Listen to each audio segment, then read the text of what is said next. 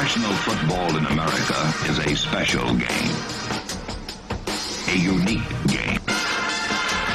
Played nowhere else on earth. It is a rare game. The men who play it make it so, make it so, make it so, make it so. WestOne Radio!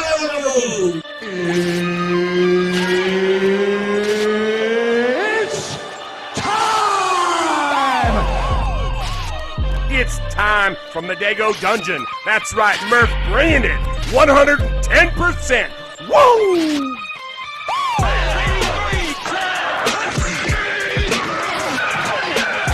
Why should we even be interested in what you have to say?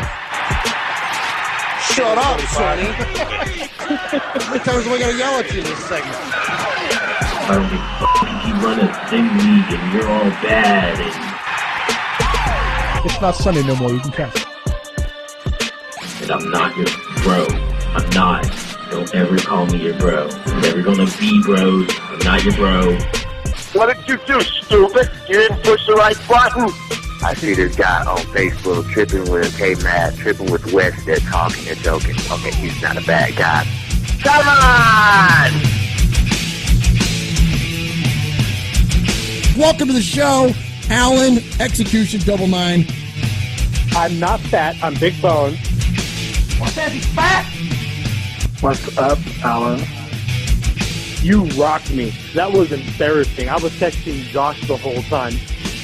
What, was he going to give you pointers? Hey, baby! We're going to be here all day, baby! I like this kind of party!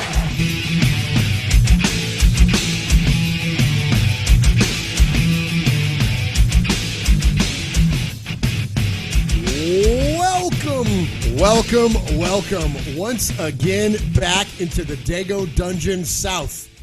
That's right. We're back here in WestOne Land for an episode of WestOne Radio. I am your host. I am Murph. I am the Raider Gamer. And you can find me at the Raider Gamer on, well, not on Twitter anymore. There I'm Coach Murph 12. You can find me at the Raider Gamers, my Xbox Live tag. You can find me Raider Gamer on Twitch. Where else? The Raider Gamer, I think, on Facebook, whatever. Anyways, you can find me. You're finding me right now.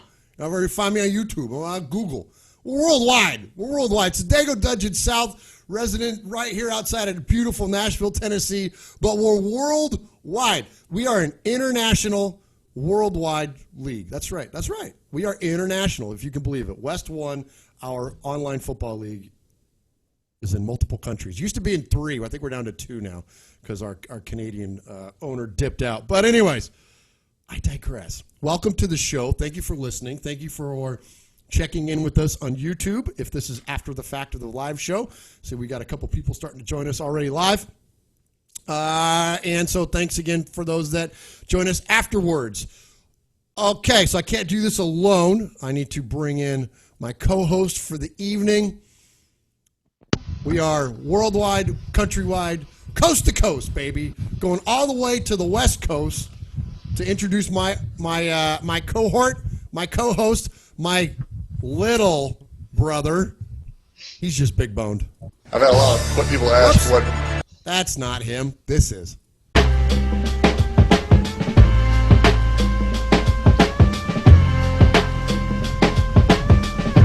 Damn, it feels good to be a gangster. That's right. He's our resident Madden gangster.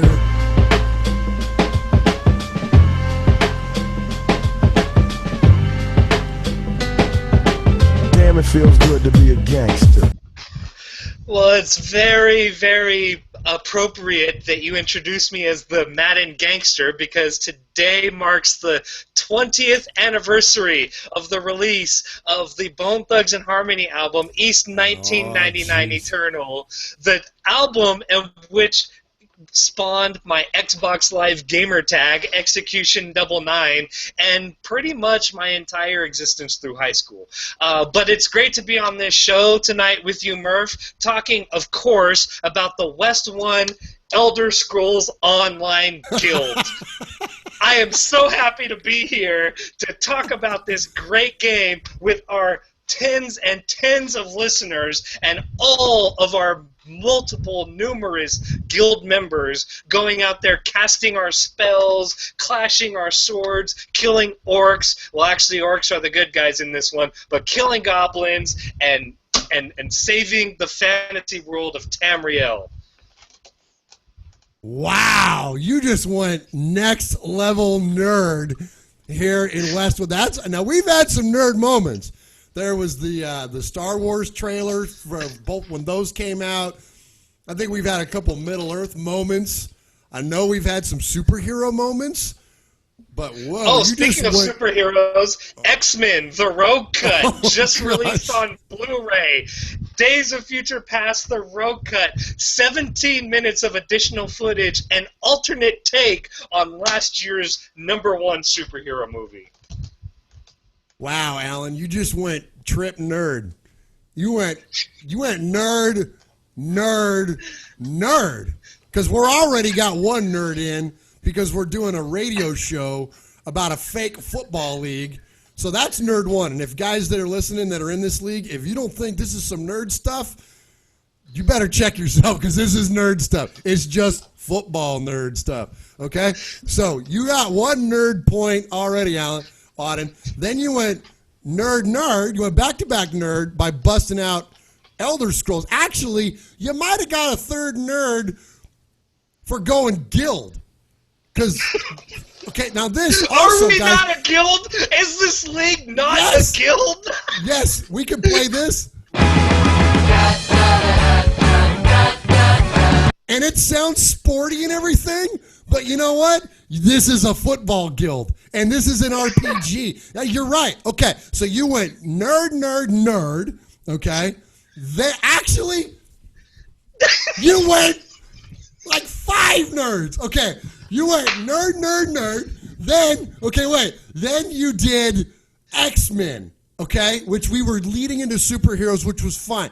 Then you went X-Men, but then you went X-Men director cut.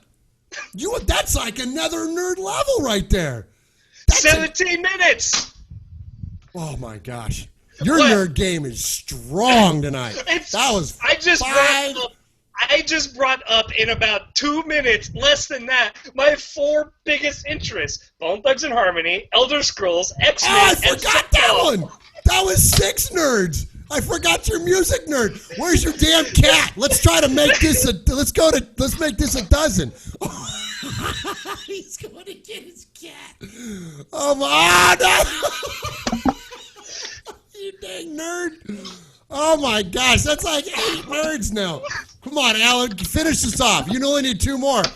You only need Age 2 of Apocalypse, the entire bus. The X-Men 3, the concept art booklet. The X-Men coffee table book. Oh, hold on. Now, that's Matt. Now, listen, I got a lot of respect for your X-Men nerddom. But you gotta go. You gotta come off the board, man. You've already got X-Men on the board. All right, come on. All right. How about come on?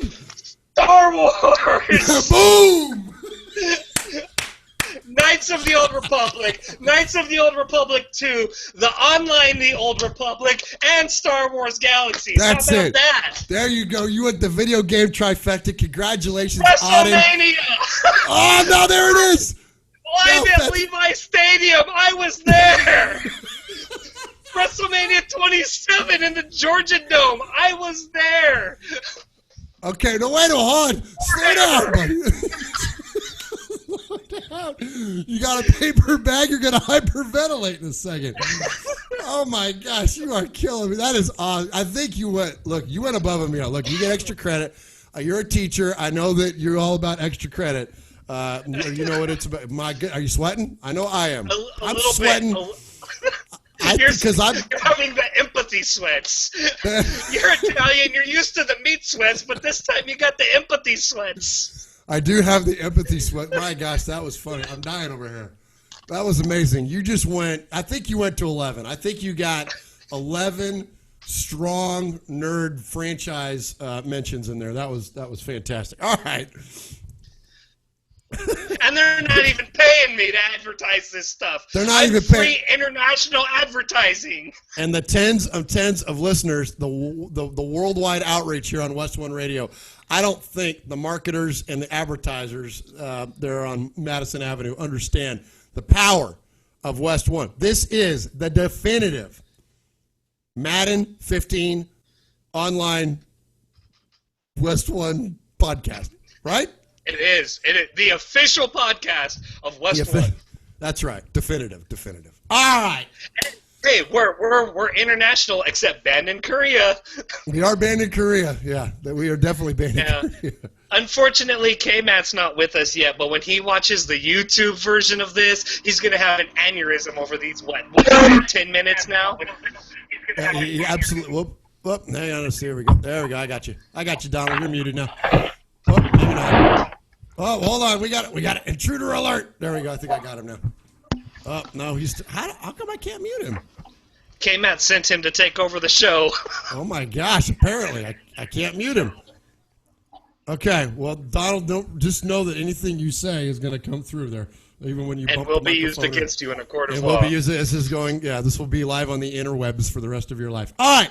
Let's get to the week. What are we on? Week 13 scores. I suppose I should have done this background music stuff when I was getting the show set up, but that would have helped. We got to get a producer, man. Okay, here we go.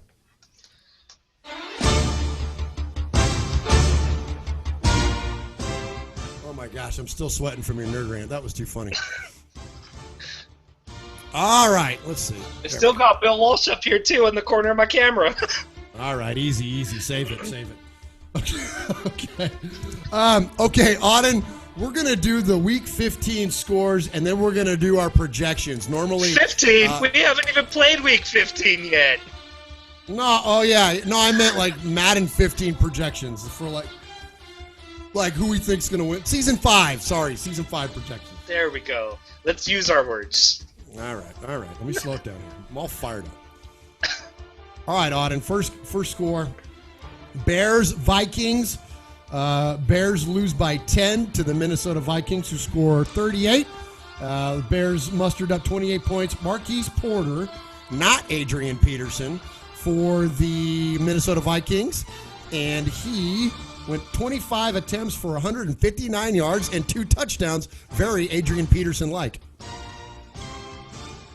Well, if there's one thing that Terry's Vikings have always done consistently, it's run the ball.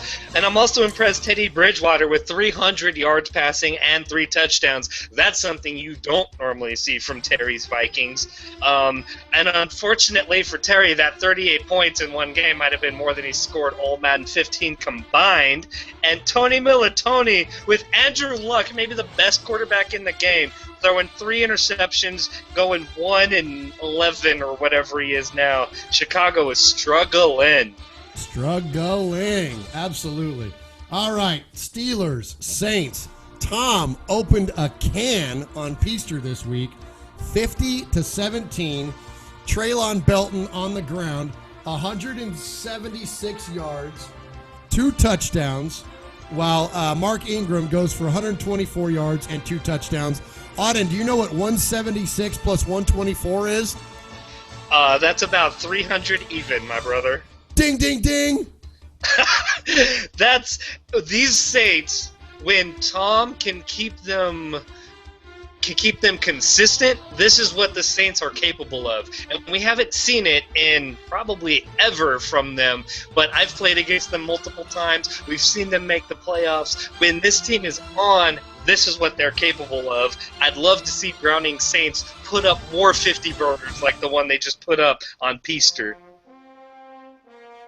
Auden, I want you to keep telling me, tell me about the Redskins and Colts, while we're going to take a brief pause here after that rundown on the scores, because, Auden, we got a special guest going to join us.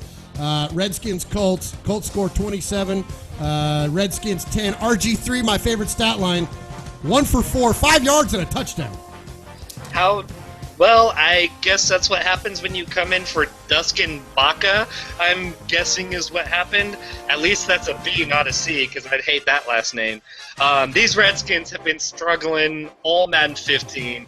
Their record's getting up there a little bit, but no surprise, despite his woe is me lately, no surprise to see the Colts dismantle the Washington football team 27-10. And Peyton Manning doing it, 257 yards. Granted, only no touchdowns and 2 interceptions, but Peyton Manning bringing some nostalgia back to Indianapolis. Absolutely, Audit. You know, he is bringing a little nostalgia back to Indianapolis. And speaking of nostalgia, we're going to take a break here on the Scores, guys, and we're going to welcome in our guest for the night, our special guest here on WestOne Radio. Caller, are you there? Yeah, hurry up. I got a shit piss already, huh? Hey, it's a PG-13 show over here. PG-13. Oh, my bad. And we just got banned in Britain. Why don't you go to manual shutoff and tell us who you are, caller? First of all, I want to say this. Alan Murphy is the champion. Alan Murphy is the greatest champion, and the award he gets should be titled, "No one has done less with more than Alan Murphy." No one has ever done less with more than Alan Murphy. Hey, I set a high standard here in San Francisco. It's true. Anyway, what's going on there, boys? What's going on with you? Of course, if you don't know who's on the line here with us, guys, it is our previous commissioner that has won Salty 222, multiple Super Bowl champion, the founder of the West Leagues, and has decided to take a little bit of not a retirement, but we'll say a break from Madden. And so I'm glad to hear that he's checking in with us, and glad to have you calling in. So let's just ask you, how's the break been? You know, the break's been good and bad. I definitely miss Madden. I miss the X's and O's. I miss talking junk. You know, I miss when anything good happens in sports. I miss K-Matt's negative reaction to it. I miss all that stuff, man. So I miss those kind of times. However, I'm getting things done in life. I'm accomplishing goals. I'm really leveling up my town hall and Clash of Clans. I sold my Xbox, sold all that crap. You know, that's not a distraction. So now I'm full on in the Clash of Clans. Even downloaded Street Fighter 2 for my iPhone. That's pretty legit stuff. You know, so those meet my gaming needs at the moment. But yeah, I definitely I miss Mad, man. You don't realize how much investment it is until it's gone. You know. Absolutely, it is a sink, and especially running the league and doing all the different things that you were involved with. It is definitely it can be time consuming, even more so than just playing in it, and that alone can be certainly time consuming. So part of the show tonight, Salty, we're going to look back at Madden 15, and I know you've been away from it for a little while, but give me something that stood out to you. You know, the game improves. Typically, it'll alternate years. Like 1 year it will alternate in content. The next year it'll alternate in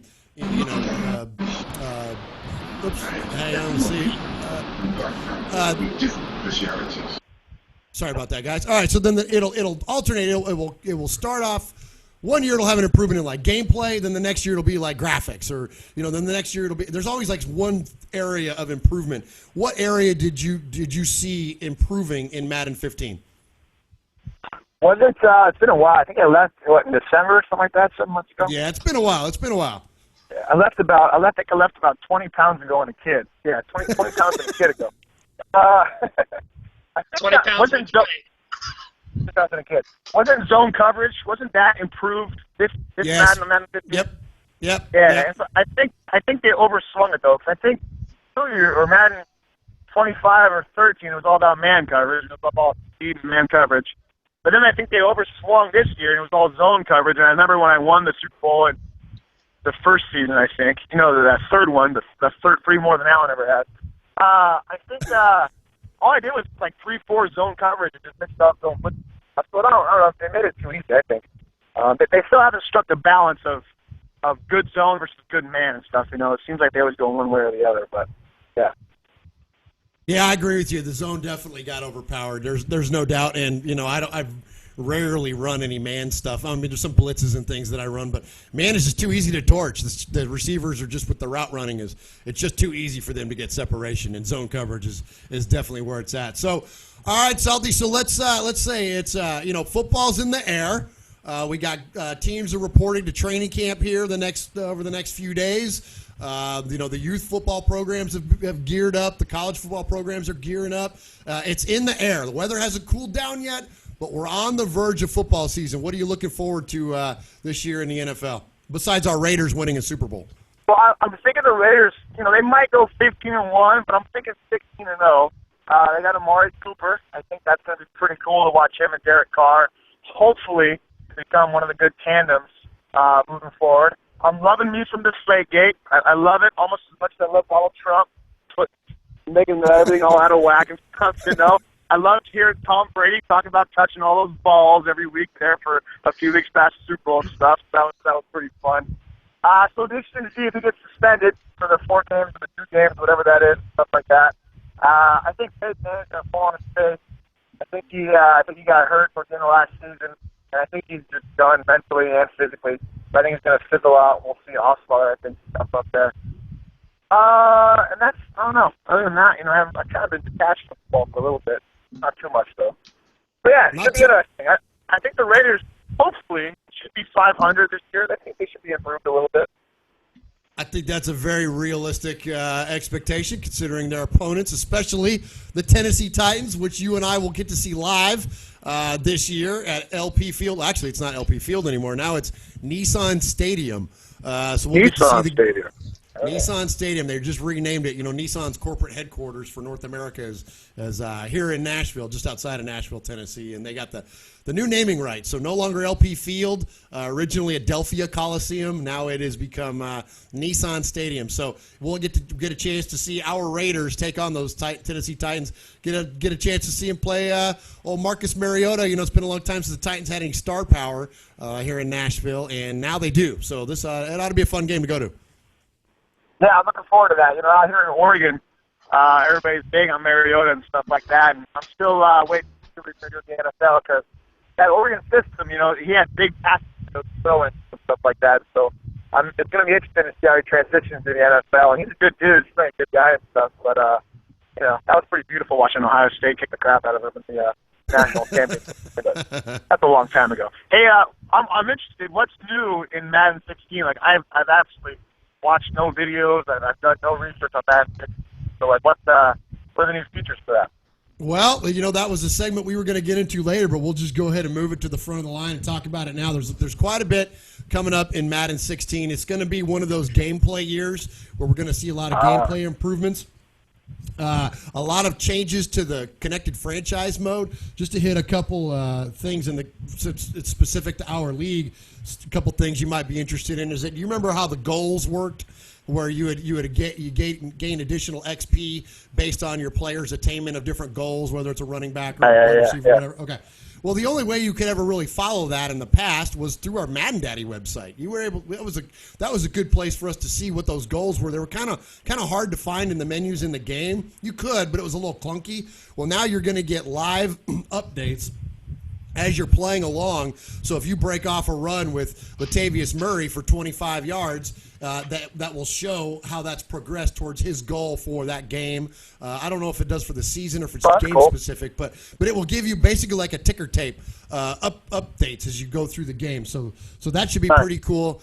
The scouting system has changed quite a bit. So now the scouting, the way it's going to work is that you're going to get combine stats, so that everybody's going to have access to, and then you can use your scouting points specific to the different areas that you want to recruit or evaluate before you get into the draft.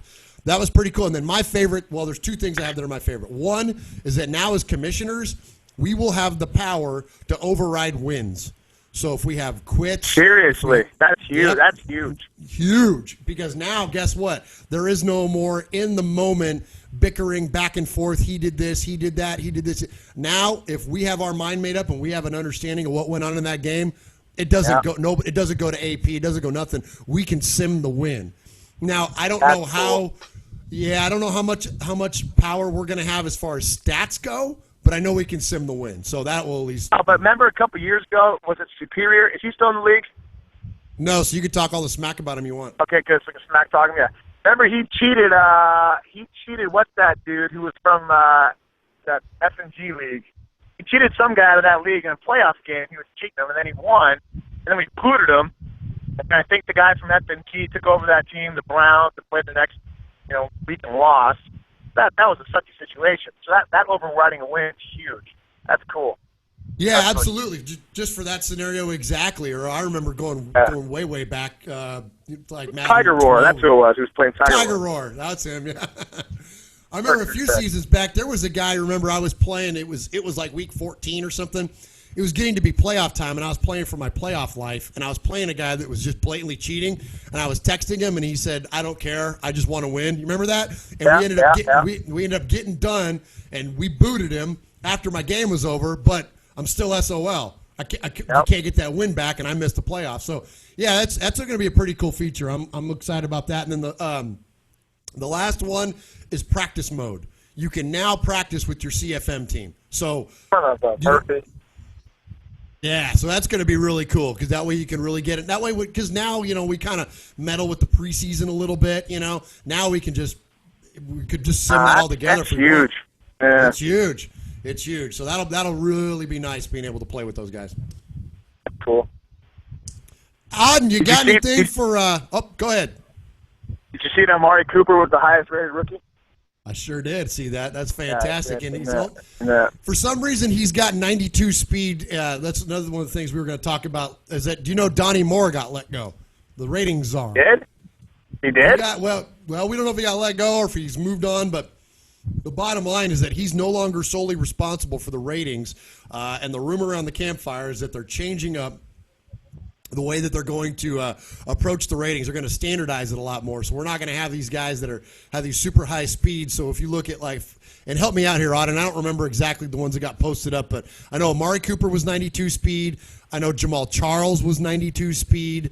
Jamal Charles was 92? Yes. And then Beckham, who was the other wide receivers, Auden, that got put up that were also the top 5 wide receivers, 2 of them are also 92 speed. It's crazy. It's like everyone's 92 speed now. So I don't.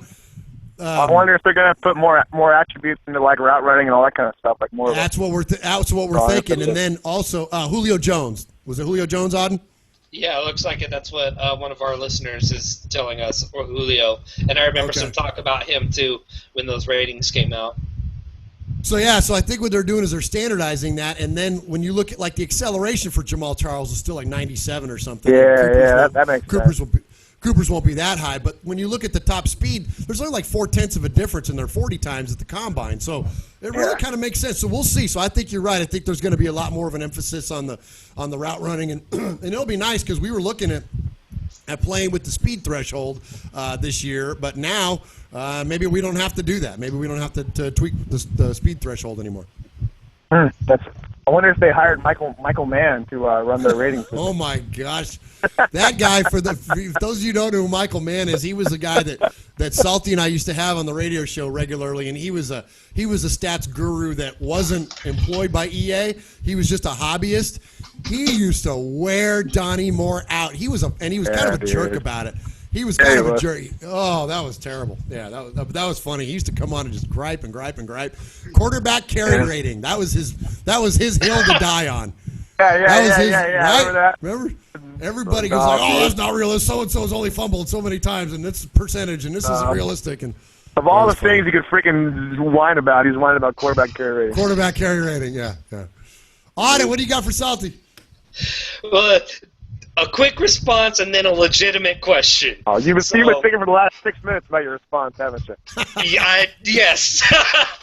But to make it quick and short, I'm just going to say Packers, Seahawks, Broncos, Patriots, you name them. None of those other stacked teams have a championship in the history of our league. So maybe I've been disappointing, but You can't say that nobody's done less with more when no one has won with the Seahawks or the Packers. Because I beat them. I beat Norman in the playoffs. It's because they don't drop back 20 yards and roll to the sideline with their stupid quarterback like you do.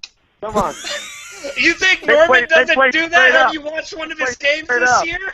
Oh, Norman gets a 30-point lead and goes and drinks half a bottle of Hennessy and then blows it in the fourth quarter. That's what Norman does. And then he'll come on. He's drinking that bottle of Hennessy because Aaron Rodgers got hurt in the first quarter. And then he gets so drunk he forgets the second half was even played. So he comments only as if the first half was played because that's all he can remember in his own mind. that's what happens with Norman.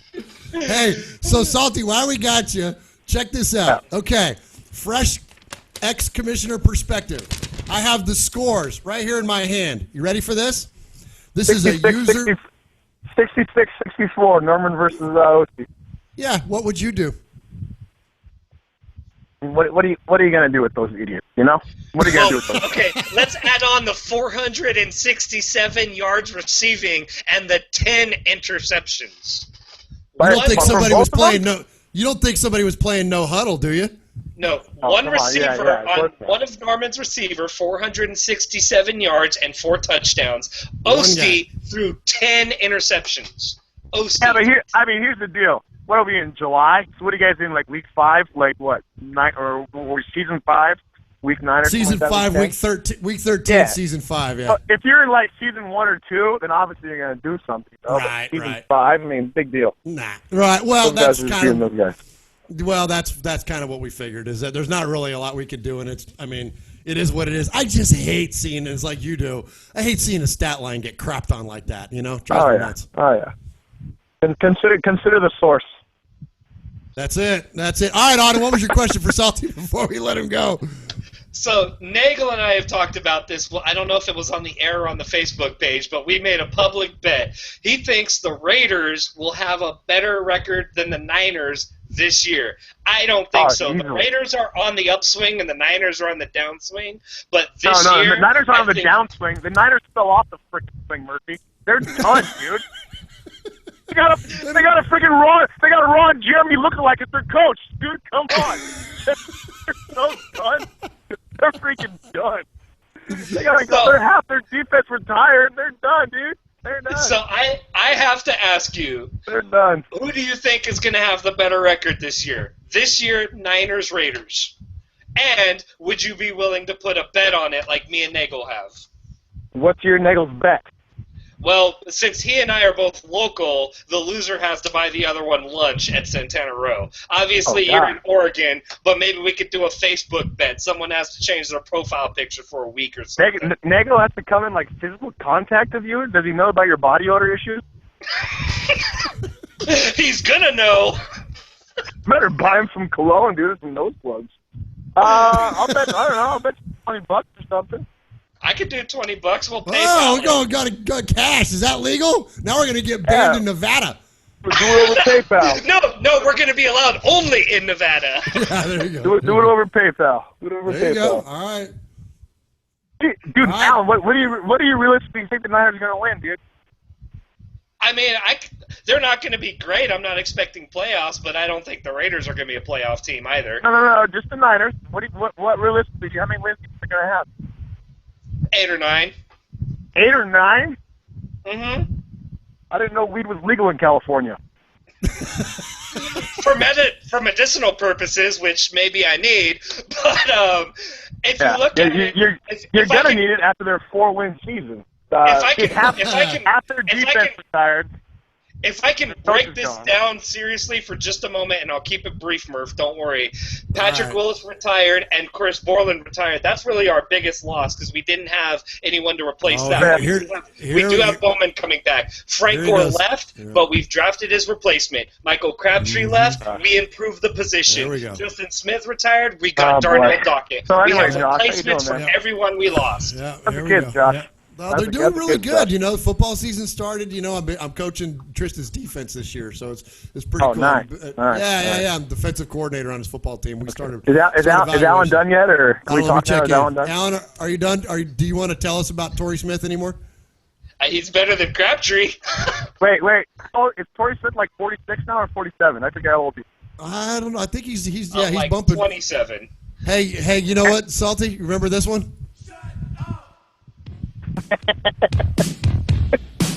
This is Auden's other theme song. Wait for it, Auden. Yeah. There it is. All right, sorry. Well, that runs in the Murphy blood because you had your song too there, Mr. Roxanne. My Roxanne. You want to elaborate on how I got the nickname Roxanne on West 360 Radio? How did you get it? Because you guys called me the whore. Oh, yeah. You're the trade horse stuff. So that's why I played that song. Because I traded away Darren. You don't have to sell McFadden. Because I traded Darren McFadden in week 1 of the first season, but Darren McFadden sucked back then. He was terrible. He used to fumble. You could sneeze on him from the sideline. He sucked until I got him. Then he was pretty good. Well, I think I won 2 Super Bowls with him before you got him there. Sure did, yeah, because he got good. Remember? I did more with less, unlike less guy over there. But anyway, here's the deal with the Niners, though. Harbaugh made Kaepernick. Kaepernick's gonna suck without Harbaugh, dude. Harbaugh's a quarterback coach, and when Kaepernick not having Harbaugh. Did you watch the Niner game last year and what Harbaugh tried to do with him? Okay, did you know what was going on behind the scenes with the Niners last year and Harbaugh and the leadership? Dude, that Niners organization is a mess. Look at their stupid stadium. It's not even geared towards the players. It's geared towards concerts, dude. That's the whole freaking mess down there, man. Horrible. I'd say it's a 3-letter word starting with G, but I'm afraid to get banned off of every airway.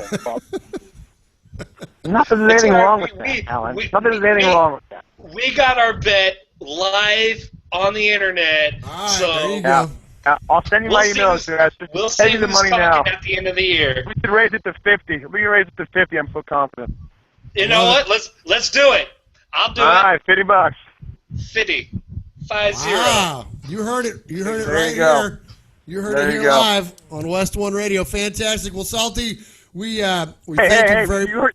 You heard it live. We just bet Allen's waist size in dollars that the Raiders will have more freaking wins than the Niners. Heard it here first. WestOne Radio. And his X-Men comic book collection, or at least the numerations thereof. All right, so... Oh, here he goes again. You should have heard this guy nerd out before the show. Wait. You just bet me the height of Alan's girlfriend in inches. Oh,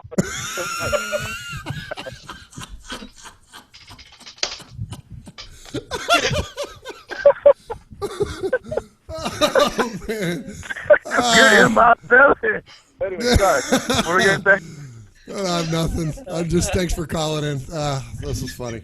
All right, good stuff, man. Yeah, thank you for joining us here on the show on WestOne Radio. We miss you, man. Well, you got other things to take precedent and priority in your life, but one of these days you'll be ready to come back, and I'll keep the seat warm for you because I will gladly take my sidekick role back when you retake the reins of West 2 online Madden League.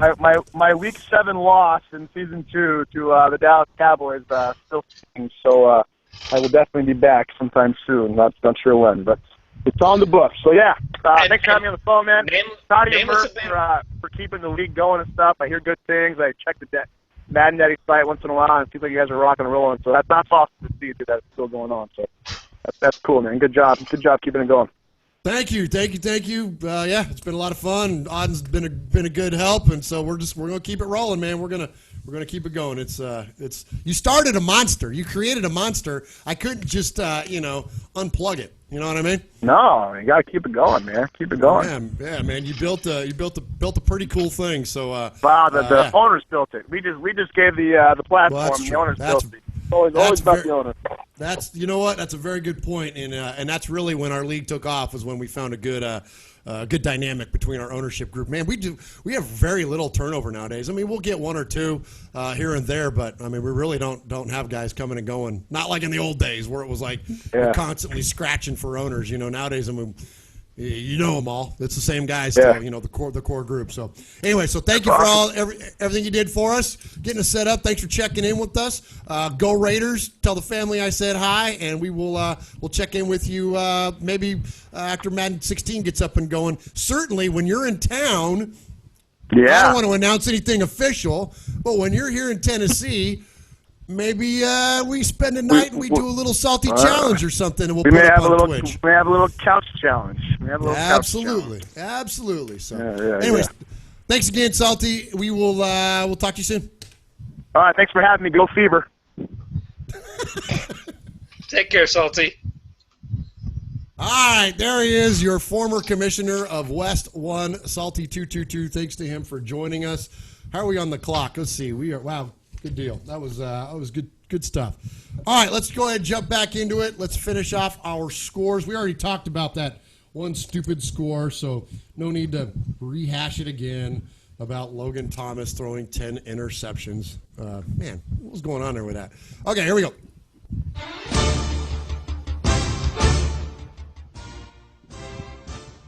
All right, next up, the Oakland Raiders took on, I think it's called like Gold City Stadium, something like that. The Mexico City Conquistadors. And Auden, if you can believe it. Oh, hang on, I got a sound clip to play. If you can believe it, the Oakland Raiders. When the big man was killed, you must have wanted it. Its blood was on the leaves. If it bleeds, we can kill it. That's right, Auden. If it bleeds, you can kill it.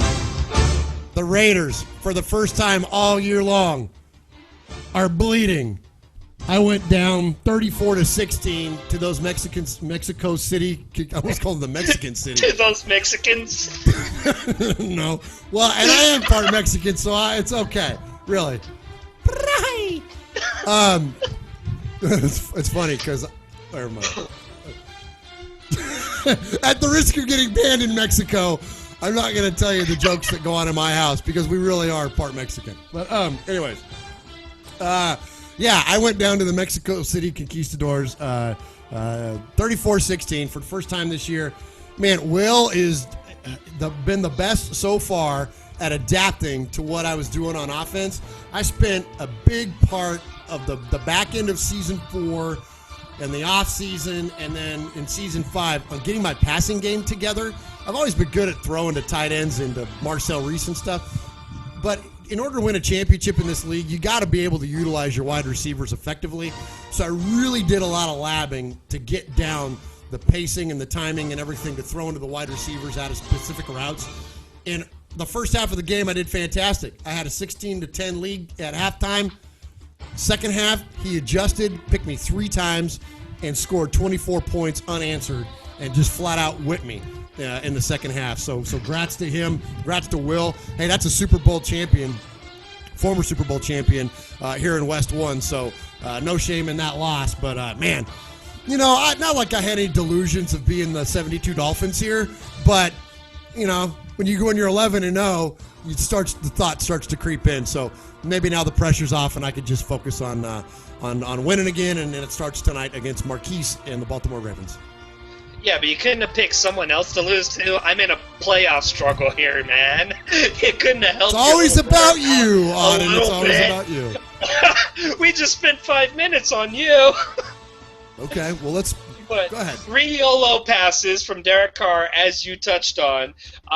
And that's probably about the stat that stands out because everything else is 146 yards passing, 240 yards passing, 83 yards rushing, 52 yards rushing. Not a whole lot on the stat line that stands out, except your 3 YOLOs.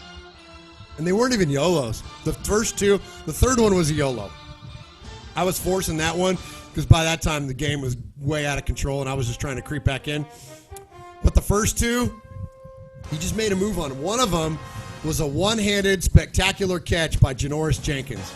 Anybody that's going to play the Rams / Conquistadors between now and the rest of the year, just leave that side of the field alone. That guy is an absolute monster over there on the right-hand side. All right, next up, Panthers, Cowboys, a battle of buddies here in real life. Always like to see those games where we had Mr. Nagel take on Mr. Lanning. And this one kind of surprised me a little bit. Nagel has been on a roll with his Panthers. He drops to 7-5 on the year. Cowboys climb to 6-6. Olsen for the Panthers, 8 receptions for 109 yards. Other than that, not a big stat jump from any of the players, not that I saw. Maybe you did, but I was a little bit surprised by the outcome of the game. I wasn't. You know, I had someone ask me before that game was played, can Lanning beat Nagel? And all respect to Nagel, but my answer was yes, because Lanning is a good owner that I kind of feel is overlooked in this league. We never really talk about him in terms of being the top of the conference or anything, and I mean, he doesn't have a Super Bowl or anything, but Lanning is a guy that can beat anyone in this league, and I think he kind of goes under the radar. And we don't have the stat lines that really stand out, but 92 yards from Brody Parker. Running the ball is what this Cowboys team has been doing since the first snap of Madden 15, and they've been doing it all year. Don't stop overlooking this Cowboys team. They're a good team. All right, next up we had a CPU game, the Broncos and Jets. Broncos win 50. Oops. Broncos win 55-34. Man, CPU's a handful. All I can say is this: don't throw. Pretty much. And I've had a couple CPU games myself this year, and I was able to come away with a victory, but definitely came with some challenges. And as you said, throwing is difficult playing against that CPU all Madden. That's right. So that brings us to our next game, which is, our Chiefs owner has been on AP for virtually forever. It was so late in the game when he had some family issues come up. I told him I'd save the spot for him. I don't think he's going to make it back, frankly, at this point. And the Chiefs are so darn good, the computer, that, we just kind of let it slide. And no, it has nothing to do with them being in my division. I've heard it. I know, I get it. No, it has nothing to do with that. It has everything to do with the fact that I'm off the recruiting trail. We got plenty more than full league for Madden 16. We don't need anybody else. So, anyway, so that's it. Chiefs lose 17-27. And here's what you got to do against the CPU, especially against the CPU Chiefs. I've talked about it a lot on the Facebook page. They are legit. That team is very, very good. They have an absolute monstrous front seven. And then you add in guys like Eric Berry and a couple of the other DBs, and they're a handful. They're an absolute handful. So what do? You run the dang football. So when you look at what Shazani did, Poteet had 21 attempts for 109 yards on the ground and 1 touchdown. Jamal Charles, 26 attempts, 103 yards on the ground and a touchdown. The thing against when you play the CPU, they're on all Madden. They're going to get that all Madden glitchy jump kind of thing. You got to just be patient. You got to grind against the CPU. You can't go for the big plays. If you do that, they're going to pick you off. Yeah, definitely. And this was a good strategy to use to swap out your running backs like that, because I know that I myself have had problems with going over that stat limit by 7 yards or something. So good on Shazani for keeping track of that and swapping out his running backs, which is what I'm assuming he's doing, considering that he had 47 combined carries between his 2 top running backs. So good stat management as well. All right, next up, the Texans and their West 1 League leading rusher, Lamar Jolly, 28 attempts, 140 yards, and a touchdown as they take down the Miami Dolphins 45-3. Jeremy's had a rough go of it here in West 1. He's 4-6. Not that he can't win, but a lot of times, and I really don't know how how experienced Jeremy is in playing in CFM leagues. We found him on Madden Daddy, so I'm assuming he's got some experience. But I just know that a lot of times it takes a little bit to get going. We got a new guy coming in for next year into the league for Madden 16, and I think that, as he'll see and others see, it takes some getting used to. You can't play it like you would normally play against the CPU. So I don't know if that's what's going on with Jeremy or what. I do know this. Lyndon's on a roll. He's done something with his Texans. I think he's revamped his offense as well, like I did in the offseason, because he is running the heck out of the football. He's 11-1 on the year. I'm trying to remember what his one loss was. I don't even remember. Do you, Auden? But he is. I don't recall offhand. He's on a tear with the Texans at 11-1, and again, he takes down the Dolphins 45-3. Well, he is on a tear, and he is one of those owners in our league that's kind of been like Browning in a way, in that I know what he's capable of, but he just hasn't put it all together. And this year he has. And you talk about Lamar Jolly's 140 rushing yards, but I'd like to talk about Julius Spence going 14 of 14 passing. That's something else when you don't even throw an incompletion on the entire game. So good job on Lyndon for putting himself up there atop the AFC South and the AFC as a whole to close out this Madden run. Okay, I'm looking now to see who it was that he lost to. I'm getting word that it was the Bengals. It certainly was. It was Tim Domino and the Cincinnati Bengals. Wow, that's a huge win for the Bengals. Let's see. Julius Spence threw 3 picks in that game. Jolly got his 100 yards on the ground. It looks to me like the 3 picks were the difference in the game. So it looks to me like if you could force Lyndon into passing situations, maybe that's the way to get to him. So, anyways, yeah, big win. All right, next up, Jaguars, Eagles. Which, speaking of the Texans, their next opponent, the division-leading Jacksonville, the undefeated, still Jacksonville Jaguars. That should be a fantastic game. Please, one of you guys, get that up on Twitch. Denard Robinson does what Denard Robinson does. 18 attempts, 121 yards, and a touchdown. And the Jaguars take down the Philadelphia Eagles 34-7 to remain undefeated on the year. Yeah, and this is a guy that we've been talking about him since he took over the Jaguars. He got his own nickname with Saxonville because of the impact that he left once he started. But this is the guy who just won the Super Bowl last year and hasn't lost since.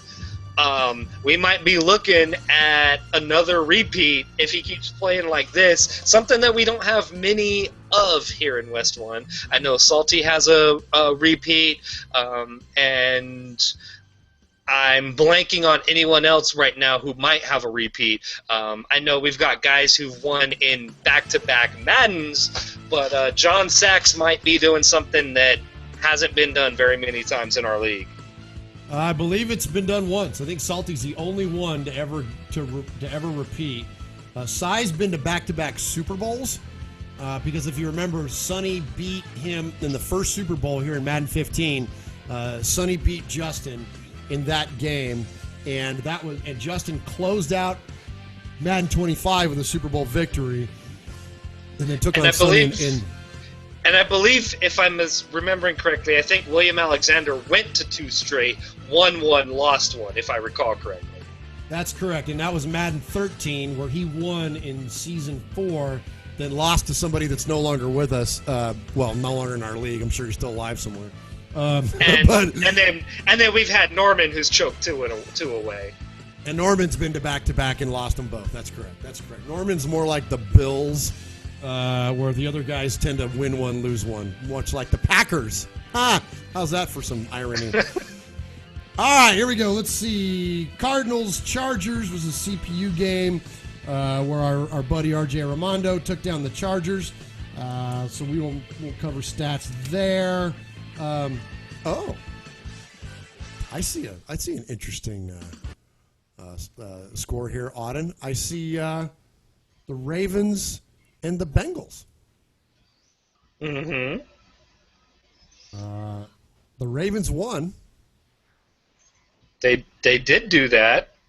And they won 28-14. It was a 14-point victory. We had Ross Fisher threw for a touchdown. Isaiah Peed rushed for 2 more. Nothing too outlandish on that stat line. Then over in Cincinnati, 21 attempts and 62 yards for Otha Fleming, 122 yards receiving and a touchdown for Chris Snyder. Unfortunately, the quarterback didn't have a great day. Only 190 yards and a touchdown and 7 interceptions from the Cincinnati Bengals quarterback. 7 interceptions? 7 interceptions. Still not the highest total of the week, but, you know. And you said, who was that? That was the Cincinnati quarterback? Yes, that was the Cincinnati Bengals quarterback. That's not Boomer Esiason anymore. He's long retired. Ken Anderson, that was like way even longer ago. Yeah. Who's the new guy? Who's the ginger? What's that kid's name? Andy Dalton. Andy Dalton, yeah. So it's not Andy Dalton. That's the no. John Kitna. That's right, John Kitna. I don't think it's John Kitna, Auden. I don't think so. Oh, you know, we're forgetting obviously the best Cincinnati Bengals quarterback. We're talking about Carson Palmer. That, you know what? I'll bet you it's. Let's see. No, he's it's not. No, because he went to Arizona. Oh, that's right. That's right. He went to the Raiders, and he went to Arizona. Yeah. I think he even made the playoffs with the Cardinals. Did he not? Is that? He sure did. He sure did. He did. Oh, you know what? The guy's his name reminds me of Achilles Smith. Show? Good, Paul. You remember that guy? You remember the show with James Garner, where he was the private investigator? I'm really dating myself here. This was when I was a kid. Columbo? It was like back in the 70s. Yeah, James Garner. It was he drove a Camaro. It was called his last name Jim Rockford. Rockford. It was the Rockford Files. Do you remember? Oh yeah. You ever heard of the Rockford Files? I've heard of it. I've never seen it. It's a little before my time. But yeah. But isn't that quarterback's first name though? Isn't it Rockford? Rockford Palmer, that's it. Rockford, no, it's something else. Like it rhymes with Rockford or something. Rock. What is it? Let me check here real Croc? quick. Is it Croc? Is it Croc? Well, that's what he's playing like. Who, the quarterback? Yeah, he's playing like Rockford. Rockford Brock. Doc. Brock. It's Rockford Brock. Brock? Like the one that was at WrestleMania? Wait, at what'd you Levi say? Stadium? Brock? Wait, say it again. Say it one more time. Brock? I am here tonight as the representative for Brock, the conqueror himself, my client, Brock. Just suffered from Brock. Brock, you can't beat Brock. Best friend in the world, Brock. I got 2 words for you. This one's my favorite. Brock! Brock!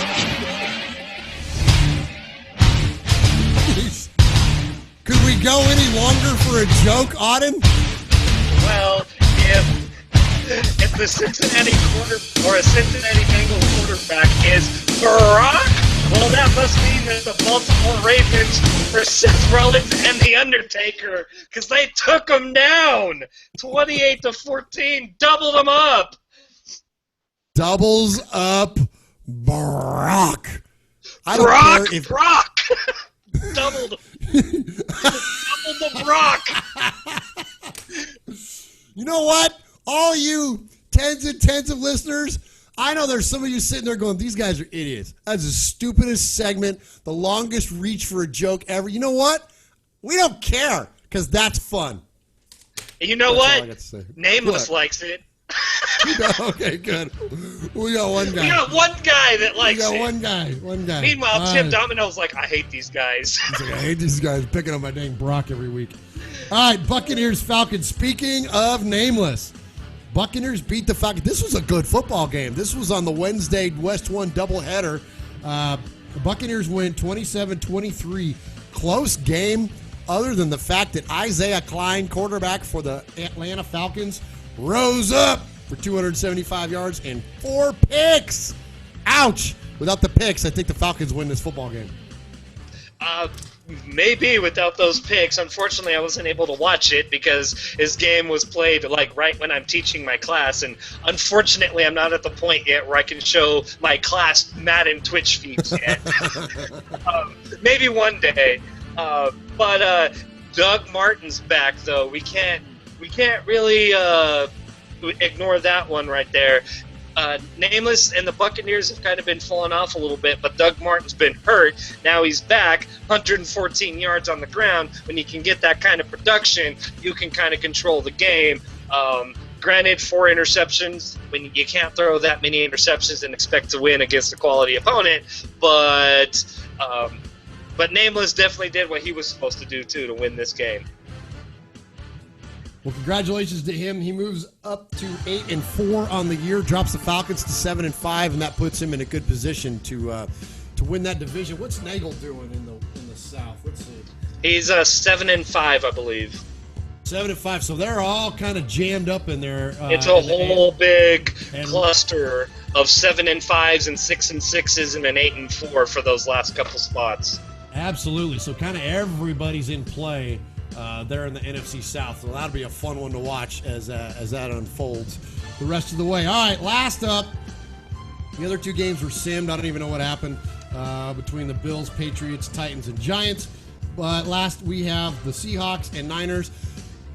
At the risk of you going on a 37-minute tirade about how you got K-matted by Madden, okay, let's focus on what Preston did well and less on how you got by Madden 15 as the Seahawks roll 32-10. Not for nothing, but at least you got the 2006 All-Pro team. Well, Preston kicked field goals well. He had 6 of those, so that was pretty good. It was a tough game, and I mean, if I'm being serious, I hate to take anything away from Preston because Preston has had my number all year long. But this was one of those games where I was cussing out Madden and ready to throw it off my apartment balcony. And at risk of discrediting my opponent, I should probably leave it there. All right, fair enough. Mama taught you, if you got nothing nice to say, don't say anything at all. All right, here we go. Let's move on to, let's see, we are going to talk, what do we got next? Man, we're just moving right along here. Okay, one of the things we wanted to get into was talk a little bit about Madden 16, but before we do that, I mentioned it when we had Salty on the air. I do want to talk a little bit about Madden 15. I want to put that thing to sleep. Overall thoughts, Auden, on Madden 15. I thought the game certainly improved very well from the way that Madden 25 essentially was just a 360 port over to the next-gen console. So I think the game, this was the first one that was built for the next-gen console. So I think we saw a lot of things improved. The coverages and the way that the coverages worked, I thought was much, much better than what we've seen. They mentioned it when we had Salty on there about the zone coverage and about it potentially being overpowered. But it essentially gave you a chance to at least catch up. Because before, as we know, it wasn't hard to put a fast guy on a drag route, and you could just outrun everybody. And there was not really a way to counter that. Same thing with the tight ends, or the halfbacks. You could put them on streaks, and you could just blow past anybody in coverage. I think they fixed that, and the way that the players interact with each other seemed to be a lot better than what it had been in the past. Instead of having a guy that's fast or is good in coverage, instead of having him kind of glitch out to make up 3 to 5 yards, that felt more like he stayed on the receivers as they go in and out of their breaks. I don't know, just the feeling of defense is better, I think, in this game. And hopefully it will get better as we continue to go through with some of the improvements in Madden 16. But for Madden 15, that's one of the things that stood out to me that I thought it did well. That's keeping it on the positive tip. On the negative side, confidence sucks. I'm glad that they're introducing the mechanic in Madden 16 where we as commissioners can reset that in the offseason. I'm thankful for that, and I got a feeling there's a lot of guys that are going to take us up on that. We don't know what the official ruling, how we're going to handle that is, guys, but I think for the most part I'm going to leave it to you because it's up to you. If you're right now, all my guys, because I'm 11-1, my confidence is skyrocketed. I got everybody's is way up. But I've had seasons too where they've all been down, and at the end of the season, instead of carrying that over, I would have much rather have had it reset. So I think we're just going to leave it up to you guys individually. Nothing official yet. We hadn't gotten into it yet, but we want to see how it looks in game first. But I think that's the way we're going to handle it. So the positive, the coverages, the negative, confidence. It was a downward spiral that was overpowered on the negative impact and not enough on the positive. I didn't feel there wasn't, once you got down, that was really tough to climb your way back in to get that confidence headed in a positive direction. Otto, what do you think about Madden 15? Well, I think the confidence is a good idea because I get what it's trying to do, but I think that it's implemented very poorly, and not because it carries over from year to year. I've talked about this on the Facebook page. I mean, do you think a team like the New England Patriots or the Seattle Seahawks are going to reset back to default after being in the Super Bowl?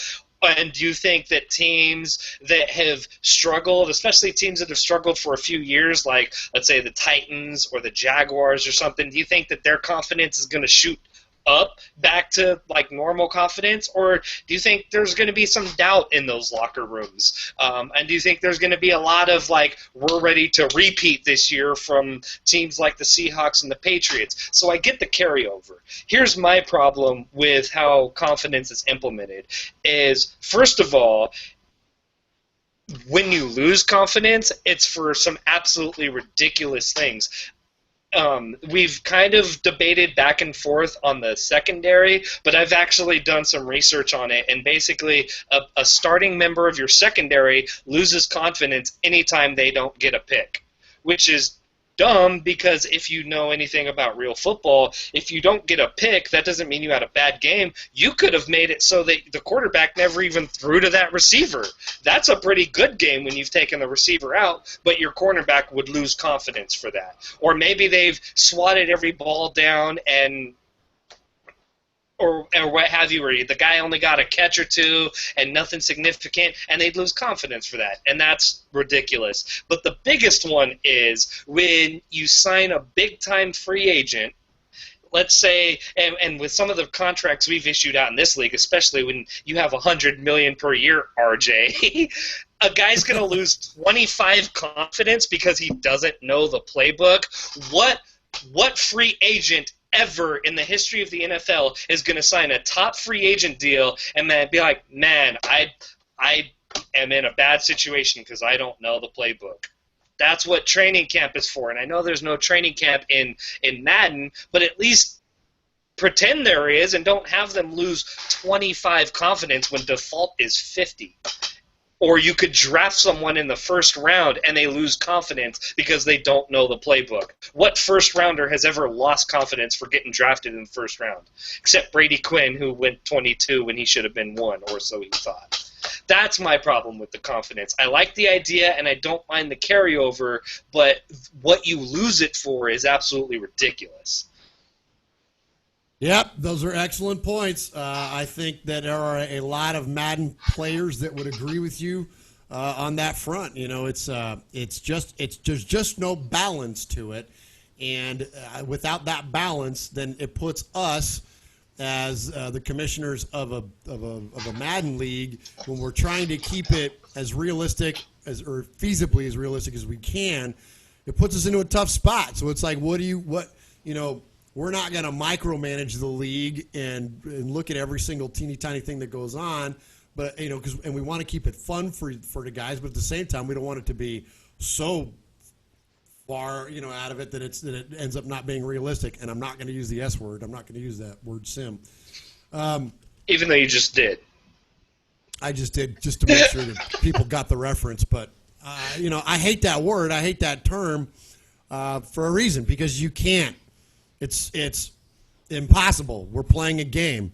There's no restricted free agency, for crying out loud. You know what I mean? So, like, we as commissioners have to do things outside the in-game mechanics to try to emulate the most or the closest we can. That's the whole reason we have rules and all that stuff.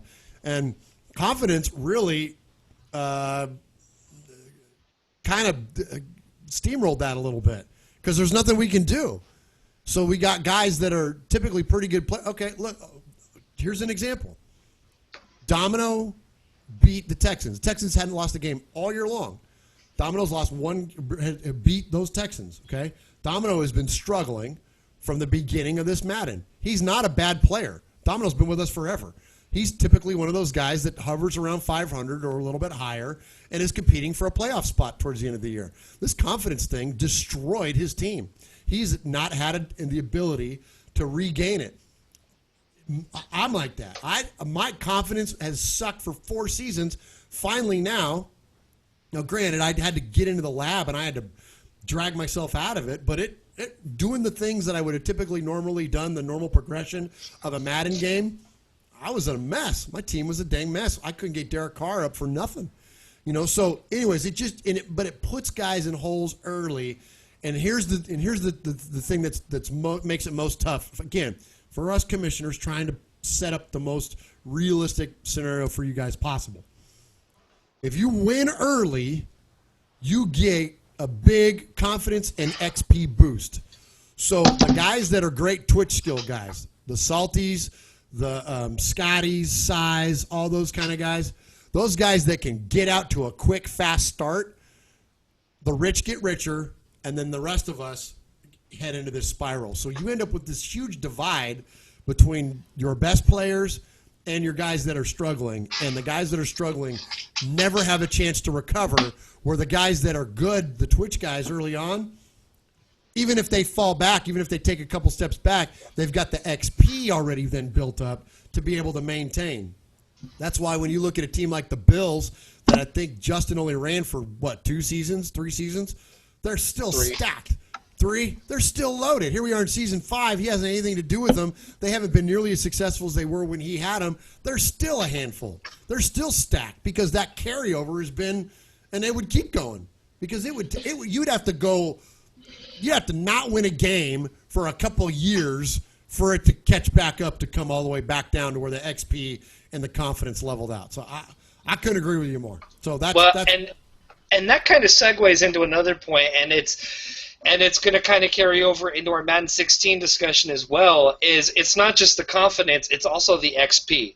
And I think I have gone on record, and I'll do it again, of saying I do not like the XP system in Madden. I think it is absolutely ridiculous, and I think it is backwards because it's the same type of thing. You have these teams who they win their Super Bowls and they get all of these XP bonuses, and then that team stays good because all of a sudden their players have just shot up with all these high ratings and attributes, and that's not how real life works. You don't become a better player because you were on a Super Bowl team. You were on a Super Bowl team because you were a better player. It's what comes first, and you don't... I know Donnie Moore does this with his weekly updates, but you don't become a better player because you had 150 yards rushing for a day. You had 150 yards rushing because you were a good player already.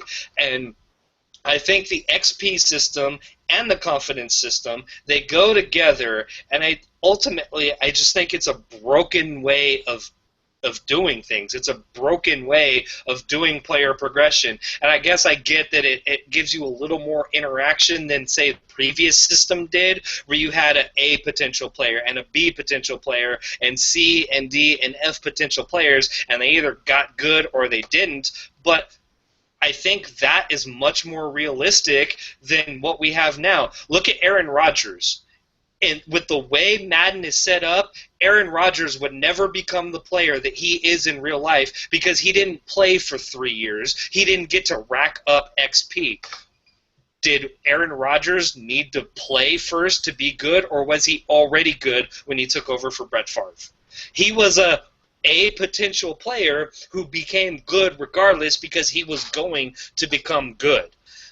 Did Jamarcus Russell be good because he played, or was he just a bad player that never had the potential, the intangibles to be good? Yeah, he had his 99 throw power in real life or whatever, but he was an F potential because he didn't have what it took to put it all together.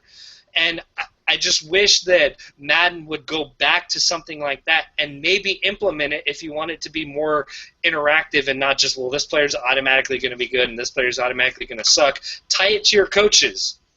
Have coach ratings. So if you have Bill Belichick, you're more likely to get your A potential player to reach his full potential. Or if you have Mike Singletary, they're probably not going to grow into anything. Or take it with in our CFM, for instance, where we create our own coaches. Well, that's the kind of traits that you can buy. How do you want to develop your players? Do you want to get the most you can out of your development? Well, then you.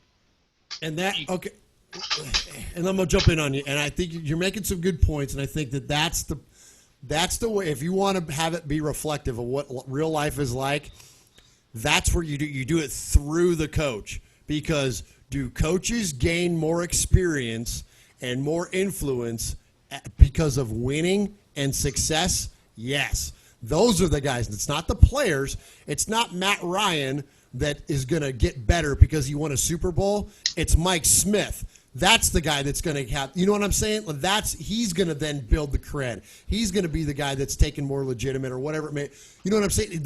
He's the develop. So I'm with you. Now, as far as the potential goes, I get what you're saying, but I think we've kind of accomplished that with the superstar trait and the superstar or fast developer or whatever. Those are it's kind of the same thing if you think about it. You know, superstar would be your A, and then your fast developer would be your B, and so we've kind of accomplished that. But where I think you really hit it home is that players don't get better because of their success on the field. They get better working their way to become better. So it's more of somehow, and we're not going to have it next year, and I don't know how you would do it. But ultimately, you want to be able to make your player better before he ever plays, so that. Like the weekly progression, that's cool. Like where you can take your superstar guy, invest your points into him, he gets better. Example, my running back, who's a top 5 running back now, when I drafted him, had a 60 carry rating. I thought, oh, crap, I'll never be able to use this guy. He's useless. Then I thought, well, he's got superstar. I'll just chuck everything I possibly can, experience point-wise, into this guy, and maybe I'll get him serviceable to be a backup to Ben Tate. Okay, because I was looking for somebody to replace Ben Tate, but I thought, all right, maybe he can just be a backup to Ben Tate. Well, by sinking all those experience points into him and just strictly developing him as a player, he's now got like a 93 carry rating. He's got the highest trait for cover the ball. You know, always fall forward. He's got a 90 truck rating. Like, he's very good. He turned into a not superstar yet, and this is the last season, so we'll never see what his full potential could be. But as of right now, he's very, very good. That, to me, made sense.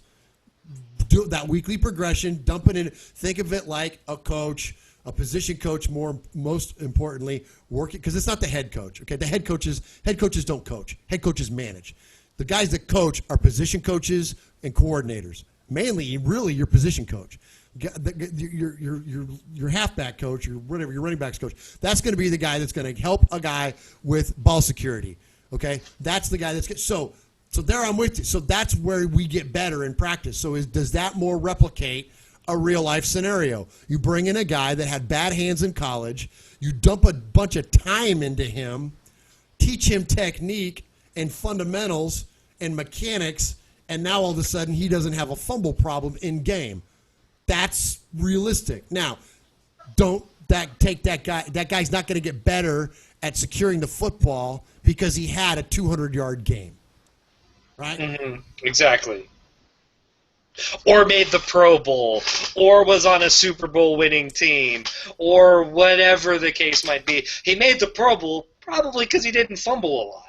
So, but that ultimately kind of ties into what we were talking about with the confidence, though, is if you're one of these teams who wins a Super Bowl early, well, all of a sudden, each of these guys gets 20, 30, 40,000 XP points or whatever. You dump into them, and then all of a sudden, that team is now more stacked going forward, and as you said, the rich get rich, and everyone else just kind of stays there.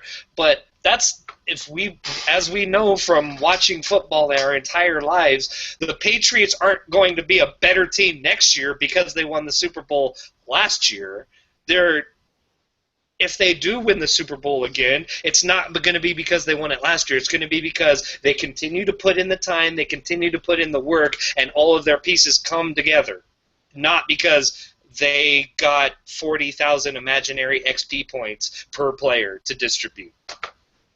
That's it. All right, good points, Audie. Good talk about Madden 15. Yeah, there was some negative. I think that there was some positive. Ultimately, every year I feel like the newest Madden is the best Madden. I don't think we've ever really taken a step back. Vision cone aside, that may be it. But that was before we really got into that was before West Leagues and all that stuff. West League started in Madden 12, so this will be our fifth Madden version here that we're getting ready to play here in Madden 16. So since that inception of the West Leagues, every game has been better than the one prior, and I think that they've done that again with 15, so we have no reason to not expect that 16 won't be. Autumn, we're starting to get short on time, but I do want to cover a couple of features, and then we got one little fun segment we're going to do. So outlook to Madden 16. We talked a lot about the features with Salty when he was on the phone.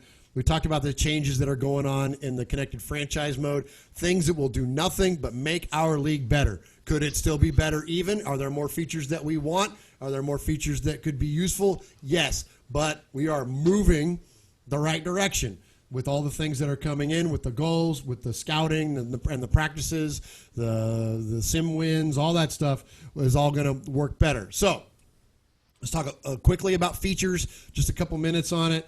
Features in-game, the attribute changes.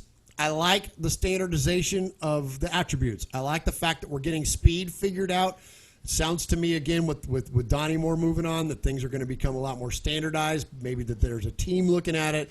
We probably won't see as much movement throughout the course of the season, which was always been a big complaint by guys because, like you said, somebody goes off for 200 yards, Latavius Murray, and now all of a sudden he goes from an 87 acceleration to 94, where Raider Nation had been screaming for 2 years, this guy is not slow. He's not an 87 accelerator. He's more of a 94, and all of a sudden he has one good game, ends up on NFL Network highlights, and now all of a sudden he's 7 points faster. That's the stupidest thing ever. So hopefully we won't see those type of jumps. So hopefully we'll get a lot more of a level progression for player attributes, and depending on how the in-game models work, maybe it becomes a little more the way that they interact with each other. Hopefully we'll see a little more realism there. So attributes, Alan, I want to hear your thoughts about that.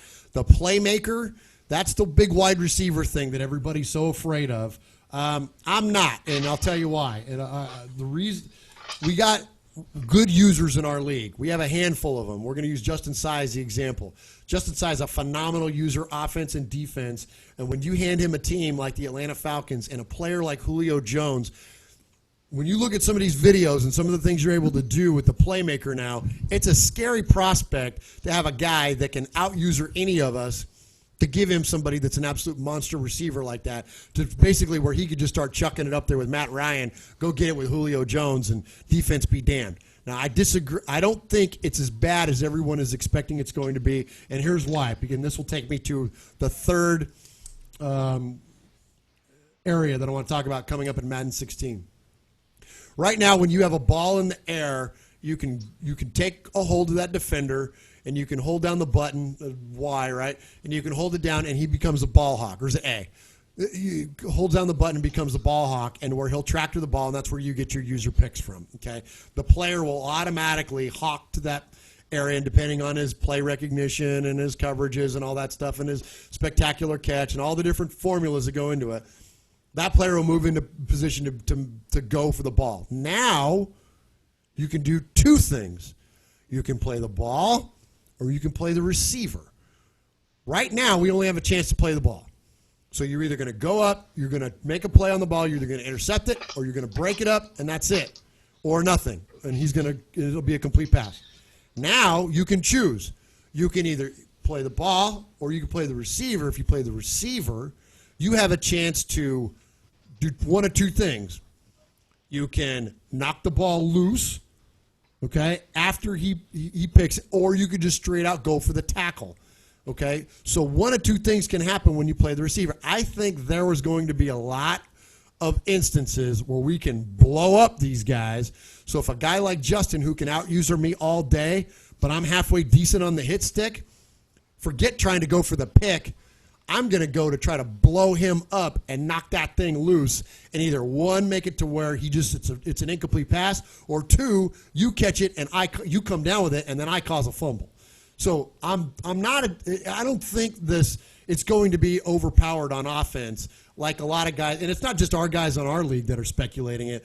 The Madden world, the Madden community is kind of speculating that this is going to be the year of offense.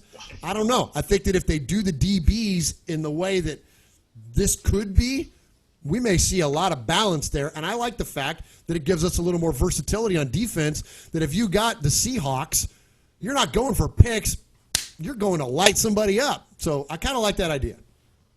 So there are three things. So attribute changes, playmaker, and then play the receiver or play the ball.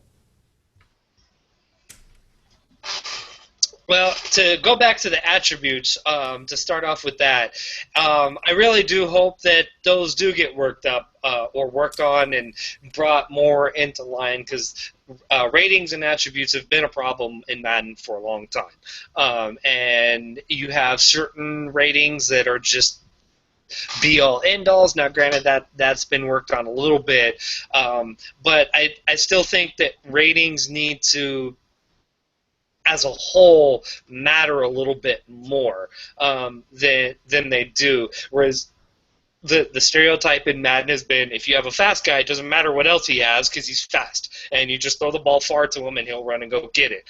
And that's not as much the case now as it has been, and maybe that's our threshold. Maybe it's the game. I don't know exactly what, but that's not exactly the case that it has been. But there's still certain attributes that are good and other attributes that aren't as important. So I'm looking forward to seeing that worked on a little bit. Now, with everything that you did talk about with the user catching, I am actually a little bit concerned about it, not for the, sky is falling things that people in the community are talking about, because the videos that we're getting are being displayed on rookie difficulty setting so that they can show this off. Excellent point. But what my concern is Madden clearly wants to market to a particular demographic, and in order to market to that demographic, they want the Odell Beckham style catches. And so, yeah, there's the defensive adjustments that you can make now too to counter it and everything, but the history of Madden shows that the defense, even when the defense is improved like this year, the defense is never on equal footing with the offense. The defense never has equal amount of tools that the offense has. You can't make the same type of defensive adjustments that you can on offense. And I don't think that I see the defensive counters to the big catch being equal to what the offense is going to be able to do with chucking it up there, pushing Y, and going into a spectacular catch animation. But hold on though. But don't you think though that we did, when you think about this year, we did get some defensive coverages because now you can shade. You can get, and I forgot to mention this earlier. You can do inside shade. You could do outside shade. You could play him deep. You could play him shallow. So within the zone coverages, where in the old days you'd have to audible to a purple zone or to a yellow zone or to a blue zone. Well, now if you're already in the purple, you could just audible to play deep, and then you take away that deep ball automatically. Plus, you're already playing in the more shallow depth. So they did give a little more power to the defense. You can, but I still don't think it's on equal footing, just because, as we've talked about in this very league, there's certain routes that will always, it does not matter who's running them, beat a certain kind of defense. We talked about how man coverage is pretty much useless this year, except in a very few rare circumstances, and that is because a tight end corner route will always beat man coverage. It doesn't matter who the defender is and who the tight end is. The drag routes will always start to outrun, or the slants or those crossing patterns will always start to outrun those defenders and get open. And that's been the problem. Even when there are these defensive adjustments that you can work with, the offense still has the upper hand because it's Madden, and that's what it's programmed for, because they want to cater to fantasy football. They want to cater to people who want to throw the ball around and have those spectacular catches. And now this Odell Beckham craze is going to be the next thing. I don't think it's going to be overpowered to the point that it looks in the videos, because like I said, that's on rookie mode, so they can show off this new feature that they had. But I still think that Odell Beckham catch feature is their focus, not that the defense can stop it.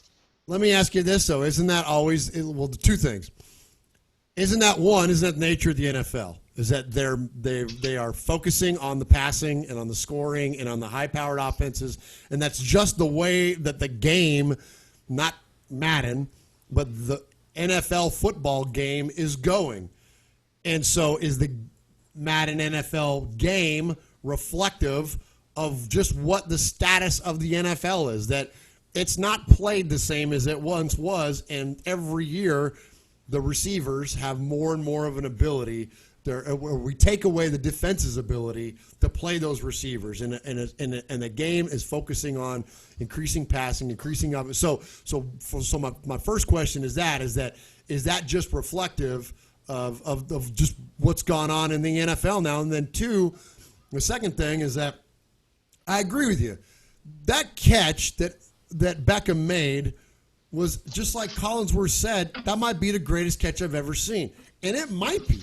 I mean, it's phenomenal. There's no denying that it's amazing. And every year, Madden locks onto something. Whether it's, last year was the defensive thing, right? They focused the Richard Sherman on the cover. We had the Legion of Boom on the loading screens, the whole 9 yards. Okay? Or maybe it was the Wildcat, and the Wildcat was the big thing. And that was the big feature of the game, was being able to run the Wildcat. So every year they lock onto something, and I agree with you, they're locking onto the wide receivers. But is that just a result of the way that the dang NFL is going anyways? The answer to both of those questions that I'm going to give you is no. And the reason why I don't think that this focus on the passing game now, or this OBJ catching feature and stuff, is a reflection of more passing, is because, as you and I have discussed in private and we've seen in our league, look at the running game too. Rushers in our league spam, counter, and power routes. In the real NFL, is someone spamming 2 plays like that in a running game? But it's happening in Madden because part of the offensive overpower of the defense is those particular plays, and I'm guilty of running them myself, break the defensive AI. And they purposefully run guys on the defense out of position so that the guy can shoot out and get that yardage that that the game says he's supposed to get. Look at what the read option was 1 or 2 years ago. Yes, the read option was effective there in the NFL for like that half a season or whatever it was, when you had RG3 and you had Kaepernick and Russell Wilson and all those guys coming in and doing it. But that 1 year in last year's game, that was the spammed run play because it broke the AI, because the defense did not have a proper adjustment to it, and I think that's ultimately what I come when I make the sorry for that mouth diarrhea, but the ultimate point that I'm trying to make when the offense has more tools than the defense does is because look at some of the videos that I've showed you. Look at all the things that you have to do to stop someone running a counterplay. There's not really a defense that you can just call that says this is the defense that stops the counter. You have to make all these wild and crazy defensive adjustments that are, quite frankly, unnatural just to be able to stop this play. Because if you don't make those adjustments, boom, he just shot off for 8 yards. Or boom, he just broke out for 25. And like I said, I'm guilty of doing the same thing. So I'm not innocent here. We all do it. So the offense can just come out with a stock play, no adjustments, and run it to success, whereas the defense, to even have a chance, has to make a line adjustment, a linebacker adjustment, a specific linebacker adjustment, a specific lineman adjustment, a specific safety adjustment, and do all these crazy things that you probably don't have enough time to do because the offense knows if my opponent makes these adjustments, he's going to stop this play. I need to quick snap it. So that's ultimately where the offense has more power than the defense, and that's not because the NFL now is a more offensive-focused game. Now, Odell Beckham being on the cover and this pass-catching feature, obviously that's a feature because of what we saw this past year with Odell Beckham and his catches. You had that Brent Grimes interception, which was just as good. I think I was talking to a friend the other day, and it was like OBJ had 3 fingers, Brent Grimes had 4. That's why the Brent Grimes interception wasn't as good. Like, that was a crazy interception, and I know you all saw it. And we've had a lot of those catches this past year. So obviously that's why it's the feature, and I get it, but I just fear not implementing the feature is because of the direction of the NFL. How it's going to play out, though, how I feel it's going to play out is because they're trying to market to people who want to watch Odell Beckham, and they want to be Odell Beckham. And that's why I think that ultimately that is going to be more powerful than the defensive counters that we have to it. Auden, you make excellent points, and I think, there's no disagreeing with it, and it'll be interesting to see where we end up with Madden 16. Always leave it to the chat room for the awesome feedback, and and you know what K-Matt said, Jason Pierre-Paul. You throw him the ball, he will always catch it with 4 fingers. Too soon? Nah. Not when you're an NFL player doing something stupid. You blow it off with fireworks, you idiot. Yeah, especially when you're on the verge of signing a massive contract. What a moron. Hire somebody. Just like you're going to message to all NFL players. Drink your face off. Hire someone to drive your drunk butt around. And you know what? On 4th of July, hire somebody to light them for you. You don't sit back and enjoy the show. Hand them a lighter and hand them, $1,000. Set off all your fireworks for you. Anyway. All right, let's move on. We got to get out of here. But before we do, we want to run one more segment. That's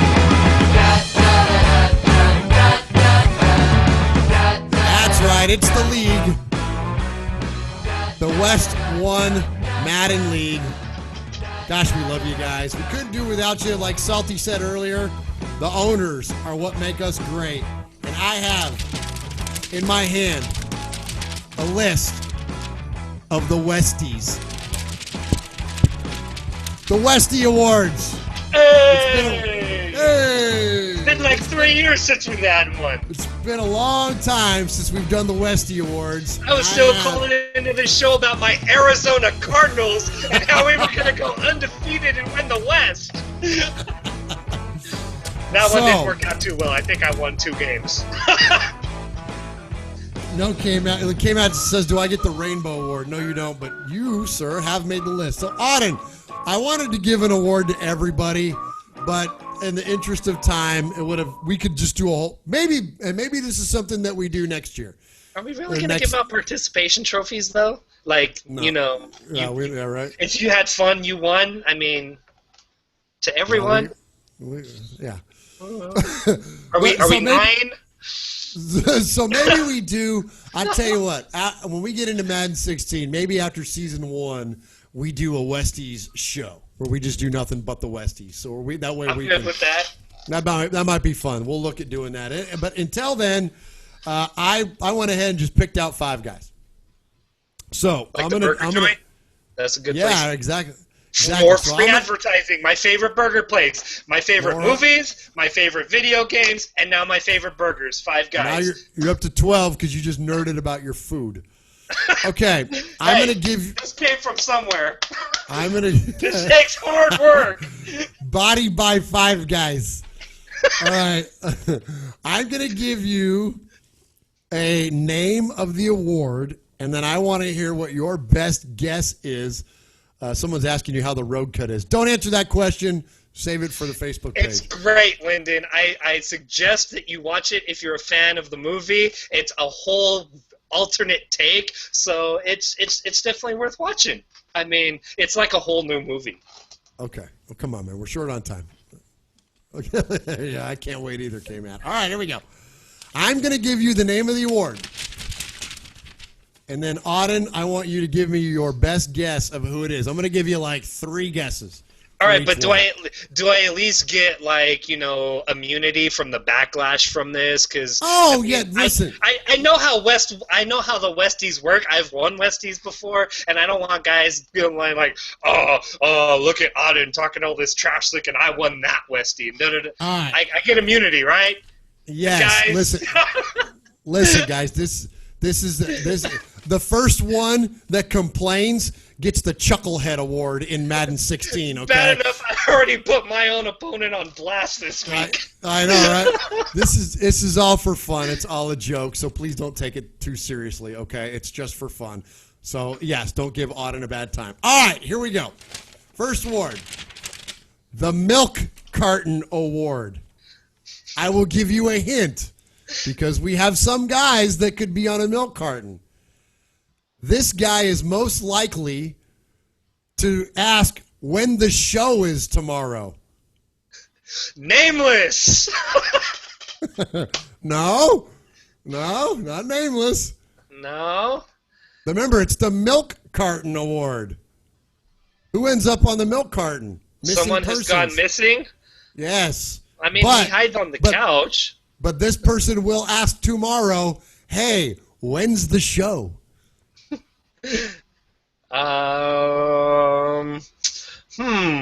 I might have to go through my list of owners for this one. Someone who would ask when the show is after the show is on. Jeremy's been asking a lot, but I don't think we could also call this the Late to the Party Award. I'm drawing a blank on this. All right. K-Matt nailed it. Matt Maturo. Congratulations, Matt Maturo. You get the first ever Milk Carton Award. Matt, we love your participation in this league. Always 24 hours after something cool just happened. All right. He's the Blitz. The next one, the Cirrhosis Award. This owner is the most likely to have already made up a WestOne Radio drinking game. Donald. No. Ostie. Yes. Congratulations, Ostie. I'm sorry, when it comes to alcohol, we have 3 drunks in this league. It was going to be one. That's yeah, right. Yeah, we got a handful of drunks. All right. K-Matt, you were close on one of these, but no. But you were close. This one we're going to call it the Pride Award. This award is going to go to the guy that's most likely going to be booted out of the league by the end of the show. Auden, any guesses on who that might be? Well, if it's not K-Matt, is it me? You're both tied. Congratulations. You both won the Pride Award. All right. Yeah. And last. Oh, K-Matt, you and I, we can be proud together. Listen, don't start that. Come on, all right. Let's not here, devolve the radio show. I'll take the shirt off for you. Oh, no. Luckily, I have an undershirt. Granted, it's probably darker than my skin, but... You guys kill me. All right, and last up, The Rage Monster Award. This goes to the guy that most likely has impressions of Xbox controllers in the drywall of his gaming room. Okay, I have to say, if this is anyone other than me, I take offense because I actually left a hole in my last apartment in No, it's Tennessee not you. that was You from won. Madden. You and K-Matt won your Pride Award. That's it. Let's see. Who rages all the time on the Facebook page that's not me? I mean, because I have cussed out opponents on Connect before on my live Twitch feed. It's not Only you. for mature audiences. Give me a hint.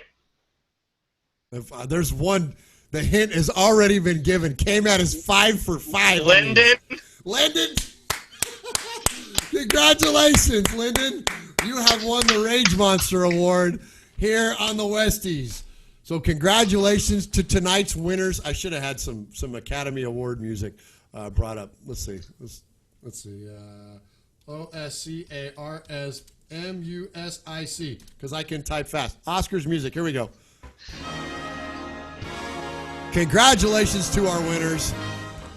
We will see you next year in Madden 16 here on the Westies. Yes, we will definitely. Go ahead. Go ahead, No, Adam. go ahead. It's yours. I'm ahead of the game.